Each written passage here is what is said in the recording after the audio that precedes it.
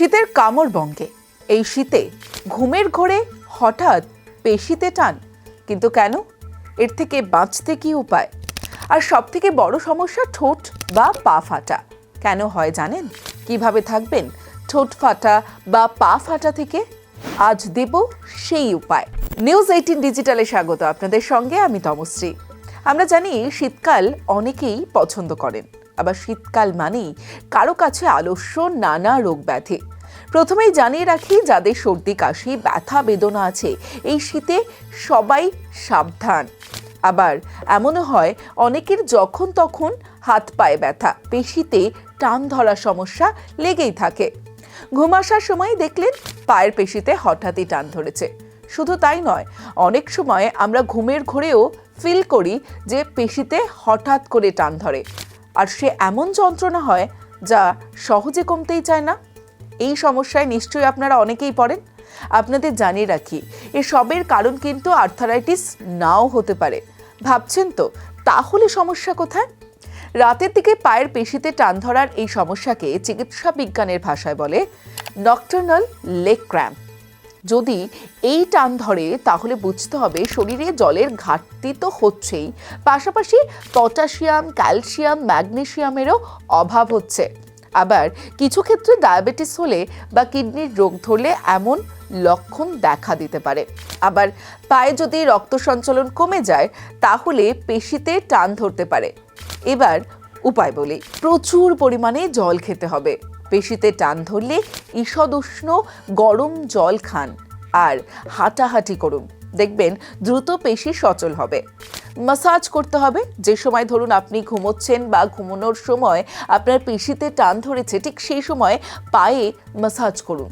পেশিকে শিথিল করে তুলতে হবে। এমনভাবে মাসাজ করুন যাতে জায়গাটার চাপ পড়ে কিন্তু ব্যথা না লাগে, কারণ ওই টানে এমনিতেই ব্যথা ফিল হয়। গরম জলে তোয়ালে ভিজিয়ে ব্যথার জায়গায় চেপে ধরে থাকুন, অনেকটা আরাম পাবেন। আর বেশি করে সবুজ শাকসবজি, ফল, ডিম, দুধ খেতে হবে এই সময়। অবশ্যই ডাবের জল খান। যদি দেখেন টান ধরার পর পায়ের পেশি ফুলে উঠছে বা সেখানকার ত্বকের রং, অর্থাৎ যেখানে পায়ের পেশি ফুলছে সেখানে রং বদলে যাচ্ছে, তাহলে দেরি করবেন না, চিকিৎসকের কাছে অবশ্যই যান, পরামর্শ নিন।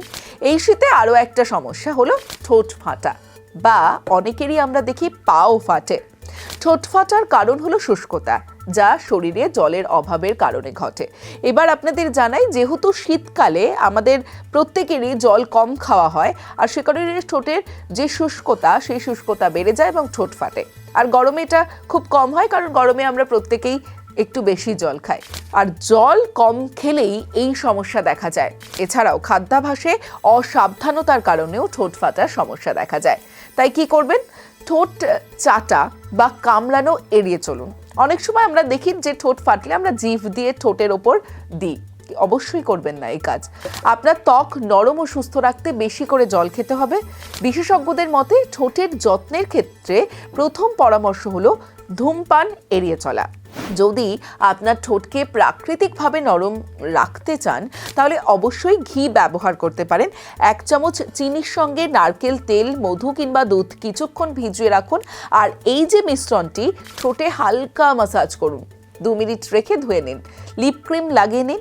1 চামচ মধুর মধ্যে আধা চামচ পাতিলেবুর রস মিশিয়ে তা দিয়ে ভালো করে ঠোঁটে মালিশ করতে হবে। 10 মিনিট রেখে ধুয়ে নিতে হবে। আর তাহলেই এই ঠোঁট ফাটা থেকে আপনারা মুক্তি পাবেন। এবার আসি পা ফাটাতে। শীত পড়তেই পা ফাটার সমস্যা শুরু হয় অনেকের। রুক্ষ আবহাওয়ায় চামড়ায় টান ধরে, পায়ের পাতা গোড়ালি ফেটে যাওয়ায় কষ্ট পান অনেকেই। কিন্তু অনেক ক্ষেত্রে দেখা যায় পা ফাটা এতটাই মারাত্মক যে ফাটল তৈরি হয়েছে, পায়ের চামড়া ফেটে গিয়ে রক্ত পর্যন্ত বেরোয়, এমন ঘটনাও কিন্তু স্বাভাবিক নয়। এর থেকে মুক্তির কি উপায়? কলার মাস্ক। প্রথমেই জানাই, একটি পাকা কলা নিন, 1 চামচ মধু মেশান সেখানে এবং কয়েক ফোঁটা পাতিলেবুর রস মিশিয়ে নিন। মাস্কটি বানাতে কলা চটকে নিন, তাতে মধু ও লেবুর রস মিশিয়ে মিহি মিশ্রণ তৈরি করুন। পায়ে মাখার আগে ভালো করে কিন্তু আপনার পাটা ধুয়ে পরিষ্কার করে নিতে হবে এবং তারপরে ধুয়ে পরিষ্কার করে নেওয়ার পর আপনার পাকে শুকনো করে নেবেন তোয়ালি দিয়ে মুছে। আর তারপর যে মিশ্রণটি আপনি তৈরি করলেন সেই মিশ্রণটি লাগিয়ে আধ ঘন্টা রেখে দিন। আর তারপরে ঠান্ডা জল কিন্তু অবশ্যই নয়, ঈষৎ উষ্ণ জলে পা ধুয়ে ফেলুন। কলার পটাশিয়াম ও মধুর আর্দ্রতা পায়ের রুক্ষতা দূর করবে। এতে পা ফাটার সমস্যা যেমন কমবে, তেমনি পায়ের পাতা থেকে রোদে পোড়া দাগও দূর হবে। এরপর জানাই সিরাম ব্যবহার করুন। গোড়ালি ফাটা সারাতে এটি খুবই কার্যকরী। রাতে শোয়ার আগে পায়ের পাতা গোড়ালিতে মাখতে হবে। আবার কেউ শিয়া বাটারের ফুট ক্রিমও ব্যবহার করতে পারেন।